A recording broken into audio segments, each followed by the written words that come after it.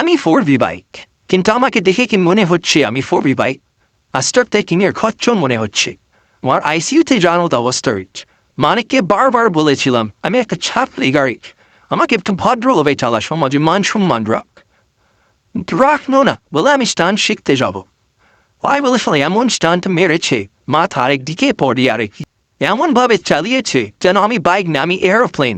আমাকে নিয়ে বিনা পাসপোর্ট ভিসাতে আকাশে ওরা স্বপ্ন দেখেছিল। বন্ধুরা, আজকে আমরা জানব কেন টানের রাজা 4V বাইক ছাপরি বাইক হয়ে গেল। হ্যাঁ ভাই, যে বাইক হেঁচকি দিয়ে 4টা ভাল্ব নিয়ে ঘুরে বেড়ায় তার নামই ছাপরি বাইক। 4 ভাল্ব মানে কি জানো? ইঞ্জিন এত বেশি নিঃশ্বাস নেয় মনে হয় হাঁপানি রোগীর বিয়ে বাড়ি থেকে দৌড় দিচ্ছে। মাইলেজ জিজ্ঞেস করলে বলে, ভাই আমি রেসার, বস্তির বাইক না। আসল কথা কি, 4V বাইক খারাপ না, বরং ভালোই।